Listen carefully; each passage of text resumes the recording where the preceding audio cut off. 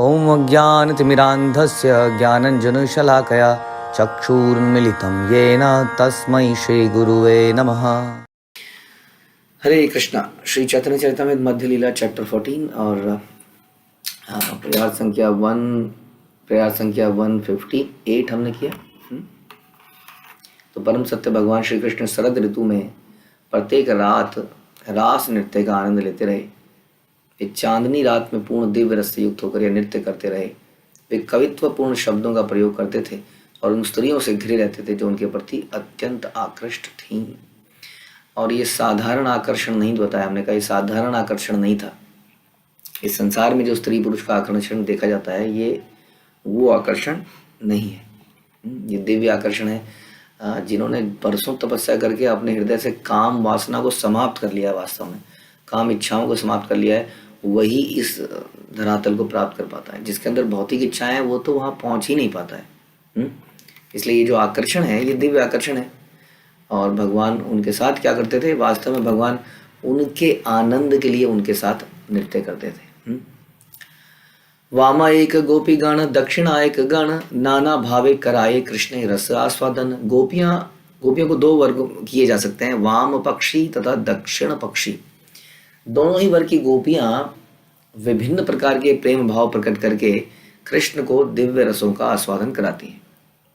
गोपीगण मध्य श्रेष्ठा राधा ठाकुरानी निर्मल उज्ज्वल रस प्रेम रत्न खनी। समस्त गोपियों में श्रीमती राधा रानी प्रमुख है। वे प्रेम रूपी रत्न की खान है और समस्त शुद्ध दिव्य माधुर्य रस की स्रोत हैं।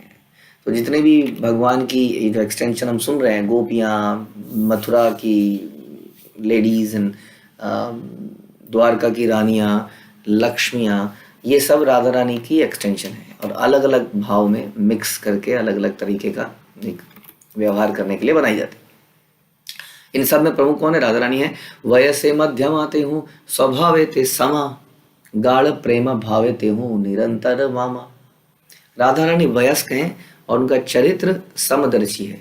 वे सदैव प्रगाढ़ प्रेम में निमग्न रहती है और निरंतर वाम पक्षी गोपियों के भाव का अनुभव करती रहती हैं। उज्ज्वल नीलमणि में वामा तथा दक्षिणा गोपियों की व्याख्या करी गई है रूप गोस्वामी द्वारा।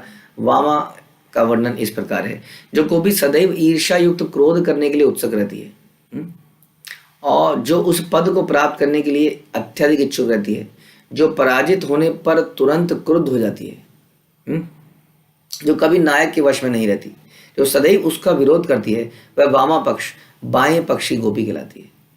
और दक्षिणा गोपी कौन है? जो गोपी स्त्रियोचित क्रोध को सहन नहीं कर सकती, जो नायक से उपयुक्त वचन कहती है और उसके मीठे वचनों से तुष्ट रहती है, वह दक्षिणा अर्थात दाहिने पक्षी गोपी कहलाती है। तो आपने सुना है कई बार पॉलिटिक्स में भी वाम पक्षी, हाँ वाम पक्षी सुना आपने? वाम पक्षी क्या करते हैं हमेशा? नहीं, कोई भी अगर आंदोलन लिया जाए तो प्रस्ताव रखा जाए तो पहला आंसर उसका नहीं पास होने देंगे। सरकार ने जो किया गलत किया। तो कई बार जैसे हम खेलते थे ना, वो तोता उड़ कबूतर उड़ चील उड़, और उड़ते उड़ते हम क्या उड़ा देते थे? कुत्ता उड़, तो कुत्ता भी उड़ जाता था। हाँ, तो फिर थप्पड़ पड़ते थे। तो वाम पक्षियों का कुछ ऐसा ही है। गलत है, गलत है, गलत है, ये वाला प्रस्ताव गलत है, ये वाला प्रस्ताव गलत है, ये वाला प्रस्ताव गलत है, तुम्हारी सैलरी बढ़ा दी जाए, गलत है। फिर उनको लगा नहीं नहीं नहीं ये सही है। तो हर चीज़ को इतना गलत बोलते जाते हैं, ये भी गलत है, ये भी गलत है। जैसे पूर्वाज बोलते थे नहीं थी। कई लोग क्या कहते हैं? ये भी नहीं करूँगा, ये भी नहीं करूँगा, ये भी नहीं करूँगा, ये भी नहीं करूँगा। माला करेगा, माला भी नहीं करूँगा, सब मिथ्या है, सब झूठ है। भोग लगाएगा, ये भी नहीं करूँगा। तो ठीक है, सिनेमा नहीं जाऊँगा, इंद्रिय तृप्ति करूँगा, नहीं करूँगा, अवैध संबंध बनाऊँगा, नहीं बनाऊँगा, माला करूँगा, नहीं करूँगा। तो ये जो है इस तरह का कुछ एग्जाम्पल ले सकते हैं। अगेन ये एक भौतिक एग्जाम्पल था, लेकिन कहने का मतलब जब यही शुद्ध होता है, क्योंकि हर जो भौतिक चीज़ है वो एक आध्यात्मिक जगत का एक रिफ्लेक्शन है, उसका उल्टा है, बिगड़ा हुआ रूप है। जैसे हम कहते हैं यहाँ का प्रेम लस्ट है और भगवान का प्रेम वास्तव में वो शुद्ध प्रेम है। उसी तरीके से ये जो वामी है, जो वाम पक्षी हैं यहाँ पर, एक दक्षिणा है। दक्षिणा जो है मीठे वचन बोलती है, लेकिन वाम पक्षी जो हैं, तो राधा रानी क्या करती हैं? राधा रानी हमेशा वाम पक्षियों गोपियों के भाव का अनुभव करती हैं। क्या मतलब हुआ इसका? कि राधा रानी हमेशा पराजित होने पर क्रुद्ध हो जाती हैं, नायक के वश में नहीं रहती हैं। नायक उनके वश में हो जाते हैं। हाँ, सदैव उनका विरोध करती हैं। हाँ, इस प्रकार का वो दिखावा है, एक अगेन एक भाव है। जैसा हमने बताया कि यहाँ का जो विरोध है वो तो गलत है। हाँ, यहाँ तो विरोध ईर्ष्यावत है। इन्होंने कुछ अगर डिसीजन लिया और इनको सफलता मिल गई तो वोट जो है इनको मिल जाएंगे। हाँ, लेकिन वोट तो हमें मिलनी चाहिए। तो यहाँ का जो विरोध है वो थोड़ा सा डिफरेंट विरोध है, लेकिन वहाँ का विरोध भी एक प्रकार का प्रेम का विरोध है। यही हम बार बार चर्चा कर रहे हैं। तो क्या होती है हमेशा ईर्ष्या युक्त क्रोध करने के लिए उत्सुक रहती हैं, पराजित होने पर क्रुद्ध हो जाती हैं, न्याय के वश में नहीं आती हैं। हाँ, तो ये बाएं पक्षी गोपी कहलाती हैं। वाम्य स्वभाव मान उठे निरंतर, तार मध्य उठे कृष्णेर आनंद सागर। वामा गोपी होने के कारण उनका स्त्रियोचित क्रोध सदैव जागृत होता रहता है। किंतु कृष्ण को उनके कार्यकलापों से दिव्य आनंद मिलता है, and this is the purpose. हमें उन्हीं के अनुसार हम क्रोध भी करते हैं तो उसी के अनुसार करते हैं। यदि उससे कृष्ण को आनंद मिल रहा है तो उस क्रोध को व्यक्त किया जाता है इस प्रकार से। तो हमारे कई बार प्रेम स्वभाव को भी सामने वाला आनंदित नहीं लेता है, क्योंकि हमारे कई बार प्रेम में भी दिखावा है। तो हम तो दिखा रहे हैं कि आइए आइए आइए, जैसे प्लास्टिक स्माइल होती है, हम कहते हैं ना, एयर हॉस्टेस रेस्टोरेंट में रिसेप्शन में एक प्लास्टिक स्माइल मतलब होता है फिक्स करके गालों को ऐसे ही करना है। हाँ, अब अंदर से खुशी हो रही है कि नहीं हो रही है, लेकिन तो आंखों से पता चल जाता है कि ये बनावटी है। तो इस तरीके का जो व्यवहार है, कई बार हम तो प्रेम दिखा रहे हैं लेकिन प्रेम जिसको दिखा रहे हैं उसको आनंद नहीं आ रहा है, और यहाँ पे क्रोध दिखा रहे हैं और क्रोध दिखाकर भी कृष्ण को आनंद आ रहा है। तो इसलिए स्वामी की इच्छाओं को जानना और उनको प्रसन्न करना ही हमारी भक्तिमय प्रोसेस का मुख्य चीज़ है। अहेरिव गति प्रेम्णा स्वभाव कुटिला भवेत, अतो हेतो रहेतोश्च युनोर्मान उदश्चिता। तरुण तरुणी के बीच प्रेम की प्रगति स्वभाव से सांप की गति के समान कुटिल होती है। सांप की गति कैसे होती है? ऐसे। सांप सीधा सीधा नहीं चलता ना, ऐसे ऐसे ऐसे, कुटिल है, स्ट्रेट फॉरवर्ड नहीं है। हाँ, बहुत कुछ है, समझ नहीं आ रहा है। अभी नाराज है, नाराजगी में भी हम कहते हैं प्रेम है, गुस्से में भी प्रेम है, प्रेम में भी प्रेम है, समझ नहीं आ रहा है क्या है। इसलिए क्या है, बड़ी कुटिल है, इसको समझना कुटिल है। जैसा हमने सुना था भंवर गीत, समझ नहीं आ रहा है राधा रानी गुस्सा कर रही हैं, नाराज हैं, प्रेम में है क्या समझ नहीं आ रहा है। कभी भंवरे को डांट रही हैं, कभी उसके बारे में उसको पुचकार रही हैं, कभी कृष्ण को दुत्कार रही हैं, कभी कृष्ण, और बातें भी कृष्ण की करी जा रही हैं। हाँ, तो ये कुटिल है बता रहे। इसलिए उनके बीच दो प्रकार का क्रोध उत्पन्न होता है, सकारण और अकारण। अकारण और सकारण। एत शुनि बाळे प्रभु आनंद सागर, कह कह कहे प्रभु भले दामोदर। और भगवान बड़े प्रसन्न हुए सुनकर। हाँ, बोले दामोदर क्या बोल रहे हो तुम, बोलते रहो। तो सकारण क्रोध और अकारण क्रोध। सकारण क्रोध क्या है? कुछ तुमने बोल दिया, छेड़ दिया, कि जैसे जैसे अगेन भौतिक एग्जाम्पल है, भौतिक एग्जाम्पल ले रहे हैं। जैसे कि कुछ हो रहा है घर में, तो उसमें बोला यही सीख आई होगी मम्मी के यहाँ से, बस इतना शब्द आपने बोला नहीं उसके बाद। हाँ, और अक्सर ये गलती कर ही देते हैं हम लोग। कहीं आपने ऐसा शब्द बोल दिया तो ये क्या हो गया, सकारण। आपने कुछ किया तो क्रोध है। कई बार अकारण क्रोध है। अकारण क्रोध क्यों है? क्योंकि मन कर रहा है कि कुछ मनाया जाए, कुछ बोला जाए, कुछ बड़े दिनों से नोकझोंक नहीं हुई, तो अकारण ही क्रोध है। हाँ, तो ये दोनों प्रकार के क्रोध आते हैं, सकारण क्रोध, अकारण क्रोध, गोपी और कृष्ण के बीच में। और हम लोग इसकी नकल मारने का प्रयास करते हैं यहाँ पर। इसलिए पिटते रहते हैं हम, सकारण में भी पिटते हैं और कारण में पिटते हैं। हमें वो रस मिल नहीं पाता है। तो ध्यान रखिए, अगेन ये कृष्ण के साथ रस हैं। एत शुनि बाळे प्रभु आनंद सागर, कह कह कहे प्रभु भले दामोदर। तो बोले कहते चलो सबू दामोदर आके कहते रहे।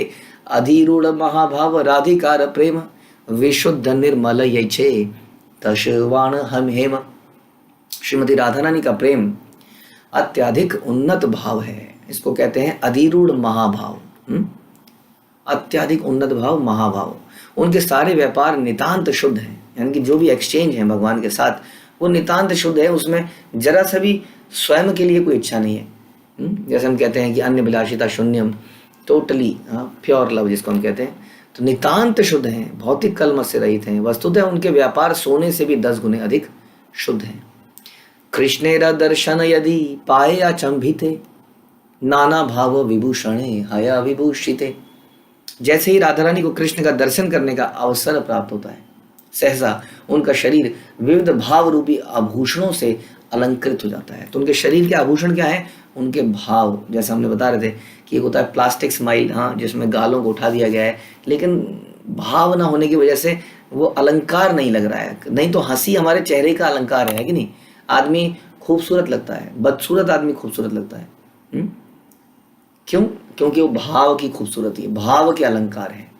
तो भाव के अलंकार हमें बड़ा खूबसूरत बना देते हैं, और भाव रहित अलंकार, जेवर, ज्वेलरी इत्यादि किसी नीरस आदमी के अंदर, कटु वचन बोलने आदमी के अंदर कितना भी सुंदर क्यों ना लगे, जैसे ही मुंह खुलता है उसके साथ रहने की इच्छा किसी की नहीं करती है। और एक भावयुक्त व्यक्ति होता है, बड़े भाव से बोलता है, प्रेम संबंध बनाता है, उससे बातचीत करने में बड़ा आनंद आता है, उसके साथ रहने में आनंद आता है। तो वास्तव में हमारे अलंकार हमारे वैष्णव क्वालिटीज़ होनी चाहिए। जो वैष्णव क्वालिटीज़ हमारे बताई गई हैं, 26 वैष्णव क्वालिटीज़, उसकी क्वालिटीज़ को ग्रहण करके हम बड़े सुंदर लगते हैं। वही ज़रूरत नहीं है कि मैंने कानों में कैसा बुंदा पहना हुआ है, नाक छिदाई है कि नहीं छिदाई है। इस प्रकार से शरीर को सुंदर बनाने से कुछ नहीं होगा। नाक इधर से छिदा दी, 2 जगह से छिदा दी, क्या नहीं कर दिया, कानों पे कर दिए, कानों पे 4 छेद कर दिए, गले में हार पहन लिए, या प्रभु जी ने, लोगों ने कानों में कुंडल पहन लिए, गले में बहुत बढ़िया सी कंठी माला पहनी, अलग अलग कलरफुल वाली सी, मोटी सी, वगैरह वगैरह। तो ये जो हमारे जो अलंकार हैं वो क्या है? हमारे अलंकार जो हमें वास्तव में खूबसूरत बनाएंगे वो है हमारे भाव। भाव कहाँ से आते हैं? भावों के साथ दिक्कत ये है कि भावों को अलंकारों की तरह पहना नहीं जा सकता है बाजार से खरीद के। भाव जो है अंदर से आते हैं, हृदय से आते हैं। हाँ, यानी कि हृदय को यदि हम शुद्ध करेंगे, ये क्वालिटीज अपने अंदर लेके आएंगे, तो हम वास्तव में खूबसूरत लगेंगे। अदरवाइज कोई फायदा नहीं है इस खूबसूरती का। चमड़ी की खूबसूरती, क्योंकि चमड़ी की जो खूबसूरती है वो बाकी लोगों को बिविल्डर करती है। हाँ, वैष्णव संप्रदाय में तो ये कहा जाए खूबसूरती एक अभिशाप है, अपने लिए भी और दूसरों के लिए भी। क्योंकि खूबसूरती को देख के आदमी बिविल्डर हो जाता है, अट्रैक्ट हो जाता है, कृष्ण को भूल जाता है। इसलिए, और हम लोग दिन रात खूबसूरत बनने का प्रयास करते रहते हैं। मेरे हिसाब से तो खूबसूरती एक अभिशाप है अपने लिए भी, क्योंकि आदमी अपने पर भी बड़ा ध्यान देता है। हाँ, ऐसा इधर से हो गया, स्किन का कलर ऐसा हो गया है, ये ऐसा हो गया है, हाँ, ये शरीर की डील डॉल जो है खराब हो रही है, इत्यादि इत्यादि इत्यादि। खुद के लिए भी अभिशाप है और दूसरों के लिए भी है। तो हमारा वास्तविक सुंदरता हमने डिस्कस किया, क्या है? हमारे भाव, वैष्णव क्वालिटीज जब हमारे अंदर होते हैं तो हम बड़े खूबसूरत हो जाते हैं। और ये खूबसूरती इतनी अच्छी चीज़ है कि ये खूबसूरती दूसरे को बिविल्डर भी नहीं करती। ये शारीरिक खूबसूरती तो दूसरे के अंदर लस्ट पैदा करती है। हमारे कपड़े ऐसे होते हैं खूबसूरत बनने के चक्कर में कि दूसरे के अंदर कुछ गलत भावनाएं पैदा होती हैं। लेकिन ये जो भावयुक्त अलंकार है, जो हमने सुना कि राधा रानी तो इसमें सर्वश्रेष्ठ हैं, भावयुक्त अलंकार जो है, ये अलंकार दूसरे को भी शुद्ध कर देते हैं। उसके अंदर भी, उसको भी देख के लगता है अरे ये व्यक्ति इतने दुख में भी हंसता है, ये व्यक्ति अपने बेइज्जती होने पर भी हंसता है, ये व्यक्ति हमेशा सबको क्षमा कर देता है, ये व्यक्ति हमेशा सेवा में लगा रहता है और हंसता भी रहता है, प्रेशर में भी रहता है फिर भी हंसता रहता है। और इस प्रकार से ये जो भाव देख के सारे लोग, दूसरे लोग भी परिवर्तित हो जाते हैं। तो ये जो सुंदरता है, ये बहुत अच्छी सुंदरता है, इसको हमें लेके आना है। अष्ट सात्विक हर्षादि व्यभिचारी यार सहज प्रेम विशंति विंशति भाव अलंकार। श्रीमती राधा रानी के शरीर के दिव्य आभूषणों में 8 सात्विक, ये जो दिव्य आभूषण है, भावयुक्त आभूषण, इसमें 8 सात्विक या दिव्य भाव, हर्ष या आनंदमय सहज प्रेम इत्यादि 33 व्यभिचारी भाव तथा 20 भाव अलंकार सम्मिलित हैं। इसको समझना तो मुझे लगता है शायद गोलोक में ही समझ पाएंगे। ये सब चीज़ें बड़ी सारी कैटेगरी दी है, मैं इसको पढ़ने की चेष्टा नहीं कर रहा हूँ। बहुत कुछ लिखा है यहाँ पे, निर्वेद, विषाद, दैन्य, ग्लानि, श्रम, मद, गर्व, शंका, त्रास, आवेग, उन्माद, अपस्मार, बहुत कुछ। तो कितने तरह के भाव हैं, उतने तरह के अलंकार हैं। जैसे पार्टी में जाने के लिए ये टॉप्स, घर में रहने के लिए ये वाली सैंडल, वहाँ जाने के लिए, है ना। एक लेडी थी इतिहास में, इतिहास मतलब रिसेंट इतिहास में, उसके आई थिंक घर में छापा पड़ा था एक बार, तो 350 पता नहीं कितने चप्पलें निकली थी। आप सोचिए, रोज एक तरह से, रोज के लिए एक चप्पल हो गई। एक चप्पल जो आज पहनी है वो 1 साल बाद पहनी जाएगी। तो ऐसा करने का प्रयास ना करें। ज़रूरत से ज़्यादा इकट्ठा करने को अत्याहार कहते हैं, अत्याहार। जीवन को सरल बनाएं। बहुत ज़्यादा कपड़े इत्यादि लत्तों से कुछ नहीं होगा। अगेन जितना चमकेंगे धमकेंगे उतना ही खुद के लिए अभिशाप है और दूसरे के लिए अभिशाप है। हाँ? तो ना तो बेबिल्डर होएं, और आपसे रिक्वेस्ट है ना किसी को पद भ्रमित करें। किल किंचित कटकुट मतमित विलास ललित विवोक मोटयित आर मुग्ध चकित। जिन कतिपय लक्षणों की विवेचना निम्नलिखित श्लोकों में की गई है वे किल किंचित कटुमति कुटमत्मित विलास ललित विवोक मोटित मोग्ध्य और तथा चकित है। तो इनको हम केवल पढ़ लेते हैं थोड़ा सा। एक भाव भूषाय भूषित श्री राधा अंग देखीते उत्थले कृष्ण सुखब्धि तरंग। जब श्रीमती राधा रानी इन अनेक भावों आभूषणों को प्रकट करती है तो कृष्ण के सुख समुद्र में तुरंत दिव्य लहरें उठने लगती हैं। तो कृष्ण कैसे प्रसन्न हो सकते हैं? हमारे हृदय के भावों से। हम भाव जागृत करते हैं अपनी साधना और श्रवण से, पठन से, सेवा से हम अपने आप को शुद्ध करिए। सारी चीजें किस लिए हैं? ध्यान रखिए, ये जो हम श्रवण करते हैं, पठन करते हैं, साधना करते हैं, सेवा करते हैं, गुरु की आज्ञा का पालन करते हैं, गुरु के डांट को भी सहते हैं, ये सारी चीजें हमें क्या करती हैं? शुद्ध करती हैं। और शुद्ध होते ही हमारे अंदर से क्या पैदा होते हैं? भाव पैदा होते हैं। हाँ, इसलिए चेतो दर्पण मार्जन पहला हो गया। पहला श्लोक यही है कि चित्त के दर्पण का मार्जन करना है, चित्र से काम क्रोध को हटाना है। और तब जो है धीरे धीरे बाकी चीजें आएंगी। चेतो दर्पण नहीं हुआ तो नाम इत्यादि सब चीजों में हम सुना था ना कि यदि अपराध युक्त नाम करते हैं, अब वो वन ऑफ द अपराध क्या है कि सारे नाम जपते हुए भौतिक आसक्ति बनाए रखना, लोगों से अटैचमेंट, शरीर से अटैचमेंट, भोगों से अटैचमेंट, हाँ, धन से अटैचमेंट, घर से अटैचमेंट, तो सारी भौतिक आसक्ति बनाए रख रहे हैं और साथ में भक्ति कर रहे हैं, तो क्या हो गया? अपराध हो गया ना। तो इसलिए अपराध युक्त जब हम नाम भी जपेंगे तो क्या होगा? उसका तुरंत वांछित लाभ नहीं होगा। ऐसा श्रील प्रभुपाद कहते हैं कोर्ट में, तुरंत वांछित लाभ नहीं होगा, बड़ा स्लो प्रोसेस होगा तो सही।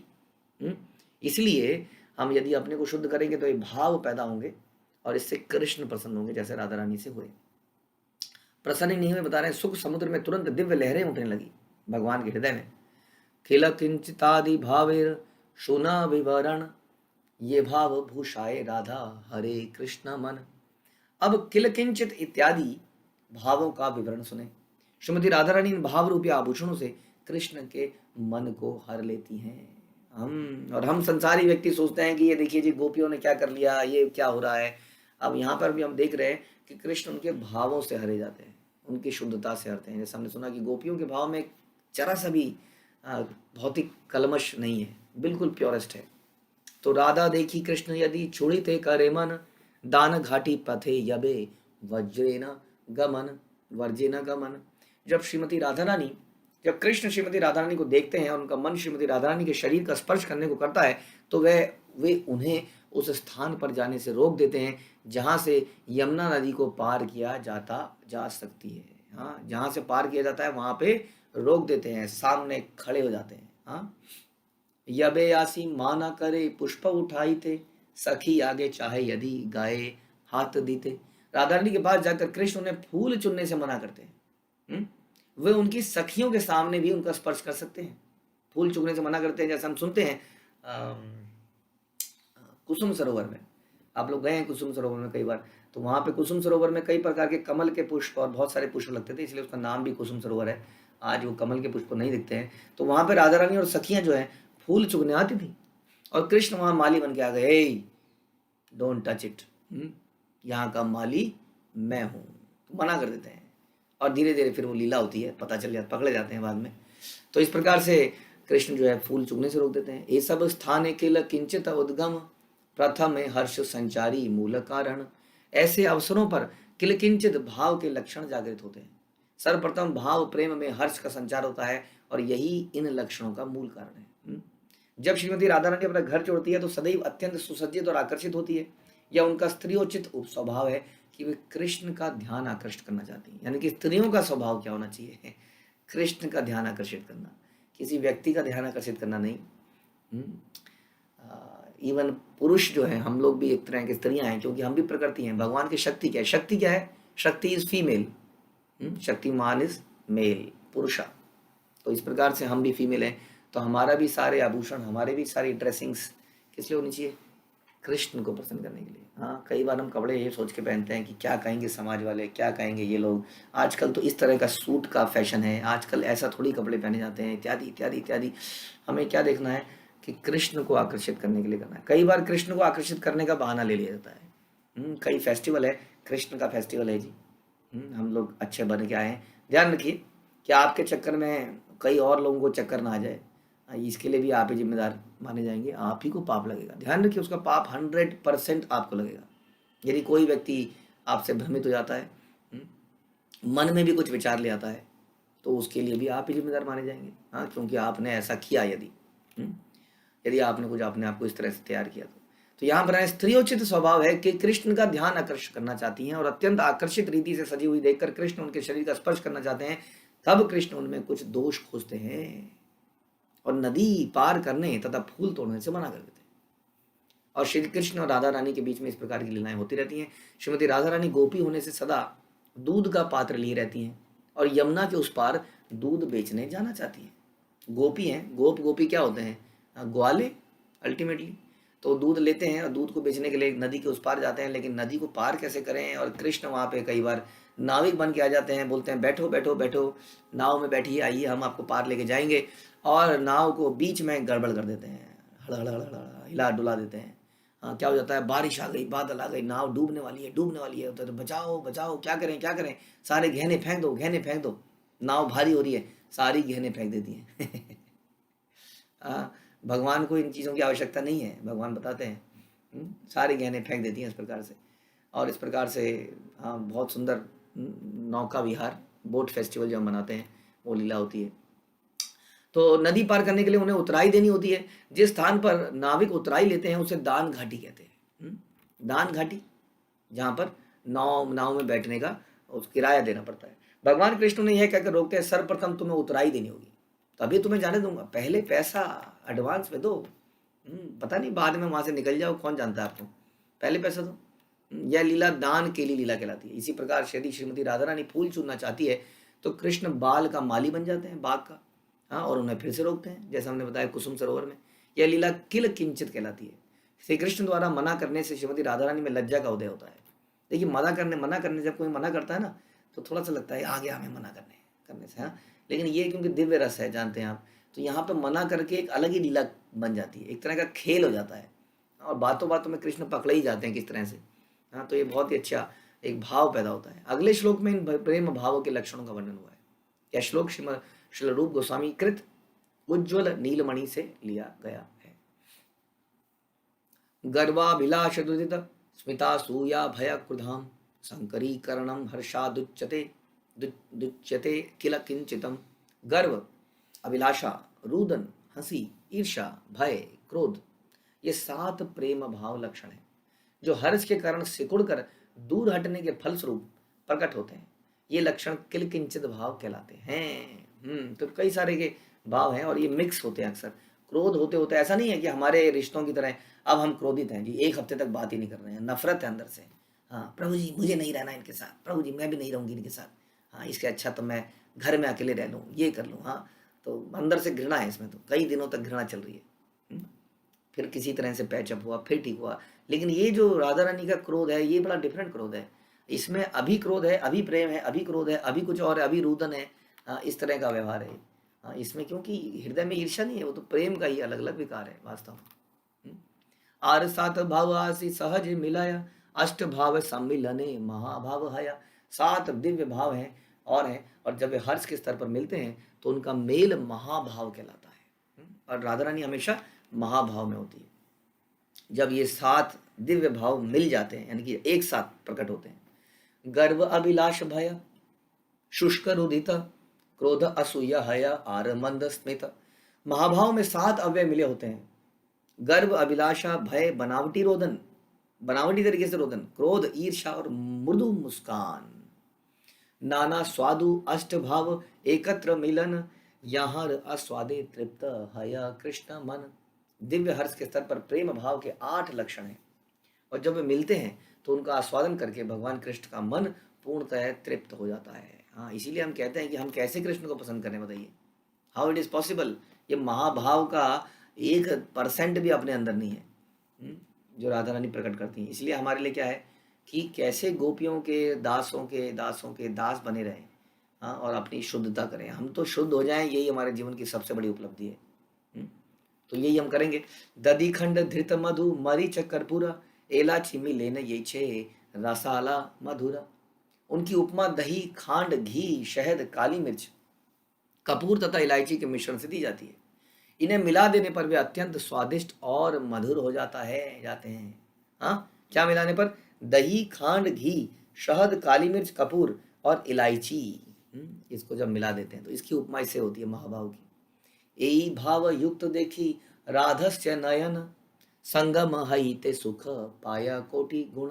भगवान श्री कृष्ण भावमय प्रेम के इस मिश्रण से प्रकाशित श्रीमती राधा रानी के मुखमंडल को देखकर उनसे प्रत्यक्ष मिलन की अपेक्षा करोड़ों गुना अधिक संतुष्ट होते हैं। हाँ, ये जो भाव देखते हैं, ये जो मिलने में जो भाव है, मिलन में, यानी कि मे भी समझौते में, हाँ, जब सब कुछ फेवरेबल चल रहा है, उससे ज़्यादा भाव प्रकट होता है, ज़्यादा आनंद मिलता है इस प्रकार के भाव में, जब ये सारे महाभाव होते हैं। और अक्सर ये विरह में पैदा होते हैं।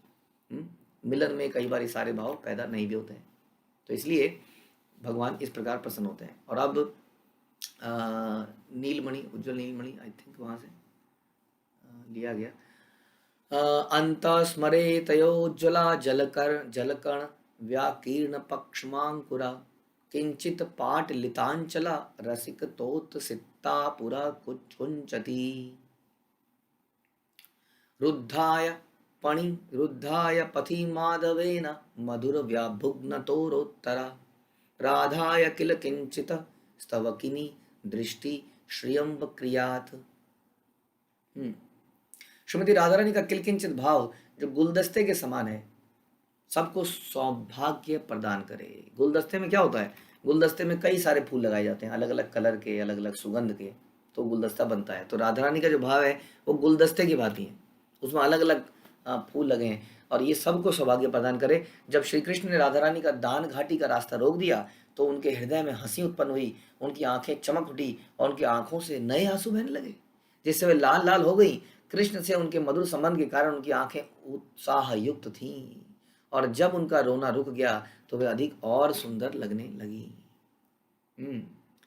बाष्पव्याकुलितारुणांचल चलनेत्रं रसोल्लसितं हेलोल्लास चलाघरं कुटिलित भूयुग्मदुद्यात्स्थितिमं राधाय किल किंचितांचित मसो वीक्षयाननं संगमाद आनंदम तमवाट कोटि गुणितम योभुन्न गिरगोचरा। आंसुओं से व्याकुल श्रीमती राधा रानी की आंखें लाल लाल हो गई जब भगवान ने उनको रोका, मानो सूर्योदय के समय पूर्वी क्षितिज हो। हाँ, क्षितिज होता है एंड ऑफ, जहाँ पर आप आसमान और जमीन को मिलते हुए देखते हैं। हमारे बच्चों ने शब्द पता नहीं सुना है कि नहीं। क्षितिज जब आप दूर देखते हैं, खासतौर पे ये शहरों में तो नहीं दिखेगा, किसी मैदानी एरिया में दिखेगा, तो एक जगह पे ऐसा लगेगा ये समुद्र, ये जो जमीन है ये आसमान से मिल गई, उसको क्षितिज कहते हैं। हाँ, तो क्षितिज जो है, जब सूर्यास्त होता है या इवन सूर्योदय भी होता है, तो क्षितिज में देखें तो लाल लाल लाल लाल सा दिखता है, लालिमा दिखती है। तो बता रहे हैं कि इस प्रकार से वो लाल हो गई, मानो सूर्योदय के समय पूर्वी क्षितिज हो, पूर्वी क्षितिज उगते हुए। उनके होंठ हर्ष तथा काम वासना के मारे कांपने लगे, उनकी भौहें टेढ़ी हो गई, उनके कमल जैसे मुखमंडल में हल्की सी मुस्कान आ गई। राधा रानी के मुखमंडल से ऐसे भाव प्रकट होते देखकर श्री कृष्ण को उनका आलिंगन करने की अपेक्षा लाखों गुना अधिक सुख प्राप्त हुआ। देखकर ही सुख प्रकार हो रहा है, आलिंगन करके नहीं होगा इतना। भगवान कृष्ण का यह सुख तनिक भी भौतिक नहीं है, ऐसा साथ साथ ये भी बताया जा रहा है। एत शुनि प्रभु हैला आनंदित मन सुखाविष्ट हैया स्वरूपे कैला आलिंगन। यह सुनकर चैतन्य महाप्रभु अत्यंत आनंदित हो गए और इस सुख से में मग्न होकर उन्होंने स्वरूप दामोदर गोस्वामी का आलिंगन कर लिया। यानी कि इस प्रकार के व्यवहारों में, संबंधों में कोई प्रॉब्लम नहीं है। हम, हाँ, इसका मतलब ऐसा नहीं हम कह रहे संसार त्याग दो, सब कर दो, त्यागना पड़ेगा, क्योंकि इस संसार में क्या है, इस संसार में यही भाव जो है गलत रूप से प्रस्तुत हैं, और यही भाव शुद्ध रूप से भगवान के धाम में प्रस्तुत हैं। इसलिए ऐसा नहीं है कि भगवान का धाम एक नीरस जगह है, इसलिए जितना एंजॉय करना है कर लो, जिंदगी मिले ना दोबारा, कल हो ना हो, इत्यादि इत्यादि पिक्चरों के नाम, जिसमें यही बताया जाता है आज भोग लो बेटा, कल किसने देखा, कल आए ना आए। कल किसने देखा, कल आए ना आए। ऐसा नहीं है। जो उज्जवल कल है, जो गोलोक का कल है, उसमें इतने सारे लीलाएं हैं, इतने सारे सुख हैं, देखिए। लेकिन इसके पहले हमें शुद्ध होना पड़ेगा, यहाँ के सुख से डिटैचमेंट पैदा करनी पड़ेगी, तभी वहाँ का सुख मिलेगा। इसलिए ऐसा नहीं है कि मरने के बाद, भगवान के धाम में जाने के बाद सब कुछ नीरस हो जाने वाला है, हम तो कृष्ण के सर्वेंट हैं। ऐसी ऐसी लिवे दिल लीलाएं दिखेंगी। देखिए आप एक एग्जाम्पल सुनिए, जब आप पिक्चर देखते हैं, हाँ, तो पिक्चर में हीरो डिशुम डिशुम डिशुम 20 लोगों को मारता है, और इधर से बैठा हुआ आदमी कहता है मार मार, वेरी गुड, मार, खुश हो जाता है कि नहीं? और उधर वो तभी थोड़ी देर में एक सीन आ रहा होता है, उसमें वो नाच रहा होता है, हाँ, हम क्या जो भी है, हम तुम वगैरह वगैरह, हाँ, और वो कह रहा है वाह वाह वाह वाह, कितना आनंद आ रहा है। अब देखिए, ये तो भौतिक एग्जाम्पल है, आदमी बैठा है, कुछ नहीं हो रहा है, ऐसे बैठा है, देख रहा है, लेकिन कितना आनंदित हो रहा है। जब ऐसी भौतिक चीज़ों में इतना आनंद आ सकता है, जो कि वास्तव में गलत है, क्योंकि बाहर निकलते ही वो सोचता है मेरी पत्नी भी अब मेरे से ऐसे नाचेगी, अब पत्नी का वजन बढ़ चुका है, आदमी का पेट भी निकला है, और वो जरा जरा हिलते हैं तो कमर में मोच आ जाती है, फिर पड़ जाते हैं, हाँ, डिशुम डिशुम करते हैं तो हाथों में क्रैक हो जाता है। तो वो ये सब चीज़ें सिनेमा घर से निकल के एक्सपेक्ट करता है संसार में। हाँ, संसार में किसी बस में जाता है, किसी बड़ी अग्निपथ पिक्चर देखे जा रहा है, हाँ, कंडक्टर से बोल रहा है हाँ बहुत टिकट ले ली तुमने, हाँ, कंडक्टर एक झापट मारता है, तो सोचता है ये क्या हो गया मेरे साथ। हाँ, तो इसका मतलब क्या है कि संसार में वो इसी सुख को ढूंढता है, पिक्चर उसको कंफ्यूज कर देती है, उसको हीरो बना देती है, वो ये भूल जाता है कि ये हीरो तो कृष्ण थे वास्तव में, ये कृष्ण का नकल मारने वाले चोर हैं सारे, और मुझे भी चोरी करना सिखा रहे हैं। तो वो चोरी की जब समाज में करता है तो उसकी खूब पिटाई होती है। लेकिन हम आपको यही बता रहे हैं कि यही दिव्य सुख जो आपने देखा सिनेमा हॉल में, जब आप इसको लाइव देखेंगे कृष्ण को करते हुए इन लीलाओं को, तो सोचिए क्या दिव्य सुख पैदा होगा। वहाँ पर देखते रहो, भगवान इतने नाटक करेंगे आपके आगे, हाँ, और उसको देखते ही रहो, बस उसको देख देख के व्यक्ति मूर्छित हो जाता है, इतना उसके अंदर प्रेम पैदा होता है। और कई कई बार क्या होता है, छोटे मोटे रोल भी मिल जाते हैं, अखबार वाला, पिक्चर में अखबार वाले का रोल, चपरासी का रोल, लेकिन उसमें भी आनंद आ जाता है। तो उसी तरह से भगवान के धाम में हमें भी छोटे मोटे रोल मिल जाते हैं उस लीलाओं में। तो यानी कि जो जीवन है बहुत सुखी है, लेकिन यहाँ के सुख को पहले त्यागना पड़ेगा। ये हीरो बनने की जो इच्छा है ना, इसको समाप्त करना पड़ेगा, तब जाके वहाँ पर कुछ कर पाएंगे। तो ये जो रस को सुना, तो सुन के जो है चैतन्य महाप्रभु बड़े आनंदित हो गए और स्वरूप दामोदर का आलिंगन कर लिया। विलासादि भाव भूषार कहत लक्षण, यही भावे राधा हरे गोविंदे रमन। तब श्री चैतन्य महाप्रभु ने स्वरूप दामोदर से कहा, कृपा करके श्रीमती राधा रानी के शरीर को अलंकृत करने वाली उन भाव रूपी आभूषणों को बताइए। भाव आभूषण आपने बताया, जरा उनको बताइए, उनके बारे में और बताइए, जिनसे वो श्री गोविंद के मन को हर लेती हैं। तो इस संसार में जैसे हमने बोला, हम तो अपने साज सैया से हरते हैं, इसलिए बोला जाता है कि समाज में आजकल शादियां क्यों फेल हो रही हैं। क्योंकि जब हम मिलने भी जाते हैं किसी लड़की से, किसी कन्या से, तो उसने बहुत सारे आभूषण पहने होते हैं, और आभूषणों पे नजर होती है, कितना तोला चढ़ाओगे जी, कितना दोगे जी। तो ध्यान सारा इन्हीं चीज़ों में है। हाँ, लेकिन जो उसके भाव रूपी आभूषण है, यानी कि गुण रूपी आभूषण, उस पर कोई फोकस नहीं है। आदमी क्या कहता है, शादी करूंगा तो इससे ही करूंगा, इतनी मोटी होनी चाहिए, इतनी पतली होनी चाहिए, इतनी लंबी होनी चाहिए, ये करने वाली होनी चाहिए, वो करने वाली चाहिए। लेकिन ये जो भाव रूपी जो अलंकार है, वास्तव में यही हमें प्रसन्नता दे सकते हैं। शुद्धता, शुद्ध व्यक्ति के साथ रहने में जीवन भर आनंद मिलता है। अशुद्ध व्यक्ति के साथ रहने पर केवल दूषित चिंतन, क्लेश मिलते हैं। इसलिए शुद्ध शुद्ध लोगों के साथ रहने का प्रयास कीजिए, चाहे वो शारीरिक रूप से कैसे भी क्यों ना हो। तबे स्वरूप गोसाई कही ते लागिला, शोनी प्रभुर भक्त गण महासुख पाइला। इस तरह अनुरोध किए जाने पर स्वरूप दामोदर ने कहना प्रारंभ किया। ऐसे सुनकर चैतन्य महाप्रभु के सारे भक्त बड़े प्रसन्न हो गए। राधा वसी आछे की बा वृंदावन आया, तहाँ यदि आचंबिते कृष्ण दर्शन पाया। कभी कभी जब श्रीमती राधा रानी बैठी रहती हैं, या जब वे वृंदावन जा रही होती हैं, तो वे कृष्ण का दर्शन पा जाती हैं। तो फिर क्या होता है, देखिते नाना भाव हया विलक्षण, से विलक्षण ये नाम विलास भूषण। उस समय विभिन्न भावों के जो जो लक्षण प्रकट होते हैं, वे विलास कहलाते हैं। ठीक है, अब ये धीरे धीरे इनके बारे में चर्चा कर रहे हैं, कौन कौन से भाव अलंकार पैदा होते हैं राधा रानी में, जिससे वो कृष्ण को हर लेती हैं। गति स्थाना स्थनाधीना मुख नेत्रादि कर्ण कर्म पाण कर्णा कर्म राम, तत्कालिकम तु वैश्रयम विलास प्रिय संगजम। नायिका के मुख, नेत्र तथा शरीर के अन्य भाग में प्रकट होने वाले विविध लक्षण तथा उनके चलने, खड़े होने, प्रेमी से मिलने, बैठने की मुद्रा को विलास कहते हैं। लज्जा, हर्ष, अभिलाष, संभ्रम, वाम्य, भय, एत भाव मिली राधाया चंचल कराया। स्वरूप दामोदर ने कहा लज्जा, हर्ष, अभिलाषा, आदर, भय, वाम, गोपियों के लक्षण। वाम सुना था आपने, वाम गोपी जो कंट्रोल में करती है, क्रोध दिखाती है, ये सब मिलकर, इनकी लज्जा भी है, क्रोध भी दिखाया जा रहा है, ये सब मिलकर श्रीमती राधा रानी को चंचल बनाते हैं। और ये सुनकर चैतन्य महाप्रभु बड़े हर्षित हैं। क्यों? क्योंकि वो एक एक उस चीज को इमेजिन कर रहे हैं उस वक्त कि हाँ राधा रानी ऐसे करती हैं। अभी राधा रानी के विरह में है ना इस वक्त, चैतन्य महाप्रभु बन के आए हैं, राधा रानी साक्षात वहाँ उपस्थित नहीं है, तो इसलिए उस विरह में है, उन सारी सिचुएशंस को याद कर रहे हैं। इसलिए जैसे ही जब महाप्रभु वृंदावन जाते थे, वृंदावन में जाके रोते रहते थे। इमली तला वृंदावन में आती है एक जगह परिक्रमा मार्ग में, इमली तला में बताते हैं, वहाँ पे चैतन्य महाप्रभु बैठ के यमुना किनारे बहुत रुदन करते थे।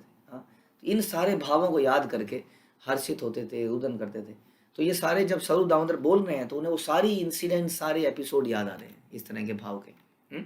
तो हमारे हृदय में क्या भाव आना चाहिए? अपनी पत्नी, कोई प्रेमिका नहीं आनी चाहिए ऐसे भाव में, हमारे हृदय में आने चाहिए राधा रानी के ये भाव आने चाहिए जो हमें यहाँ दिखाए जा रहे हैं कि क्योंकि वही है हमारी देवी, वास्तव में उन्हीं के हम सर्वेंट हैं। हाँ, कितनी महान है वो, जिनके बारे में कृष्ण हमेशा चिंतन करते रहते हैं। पुरा कृष्णालोक स्थगित कुटिलास्या गतिरभूत तिरश्चिनम कृष्णांबर दरवृतम श्री मुखपपि चलत्तारम सुफारम नयन युगमा भुग्न मिति सा विलासाख्य स्वालंकरण वलितिसी प्रिया मुदे। जब श्रीमती राधा रानी ने भगवान कृष्ण को अपने सामने देखा तो उनकी गति रुक गई और उनकी मनोवृत्ति वामा कुटिला हो गई। यद्यपि उनका मुख नीले वस्त्र से थोड़ा सा ढका था, किंतु उनके बड़े बड़े और वक्र नेत्र चंचल थे, इधर उधर हिल रहे थे। इस तरह से विलास के आभूषण से अलंकृत थी और उनका सौंदर्य भगवान कृष्ण को आनंद प्रदान करने के लिए बढ़ गया। हाँ? तो वास्तव में जैसे हम सुनते हैं कि इस प्रकार के जब हम डिस्क्रिप्शन को सुनते हैं और साथ में किसी प्रमाणिक स्रोत से सुनते हैं तो वो दिमाग की धुलाई भी करता रहता है साथ साथ, है ना। धुलाई क्या करता है? अगर आपको अपनी प्रेमिका याद आ रही है इस वक्त तो आप दूषित हृदय वाले हैं, तो उसको लगता है oh yes yes I am corrupted person. हाँ, मुझे तो राधा रानी के उन भावों को चिंता करना है और सोचना है कि yes she is our leader leader leader leader, she is our leader. कितने सौभाग्यवान हैं हम कि हम ऐसी परंपरा में आए जहाँ हम राधा रानी हमारी लीडर हैं। तो ऐसे विचार आते ही मन एकदम से शुद्ध हो जाता है। ऐसा लगता है ये सब बकवास है, संसार का ये जो प्रेम है, ये अटैचमेंट है, ये अट्रैक्शन है, भौतिक अट्रैक्शन, ये सब गोबर है, कूड़ा है। वास्तव में गोबर तो बहुत शुद्ध है, कूड़ा है, कूड़ा। तो इसलिए कहते हैं कि जब हम इन गोपियों के इन भावों को सुनते हैं परंपरा में तो हृदय शुद्ध होता है, और किसी दूषित व्यक्ति से यही चीज़ें सुनते हैं तो मन में बड़े विचार पैदा होते हैं। तो इसलिए वास्तव में ये लीलाएं इसलिए हैं शास्त्रों में, ताकि हमारा हृदय शुद्ध हो सके, वो उन शुद्ध भावों को सोच सके और संसार के नकली भावों को त्याग सके। इसलिए हम लोग इसको सुनते रहेंगे और शुद्ध होते रहेंगे। श्रील प्रभुपाद की जय, श्री कृष्णदास कविराज की जय, श्री चैतन्य चरितामृत की जय।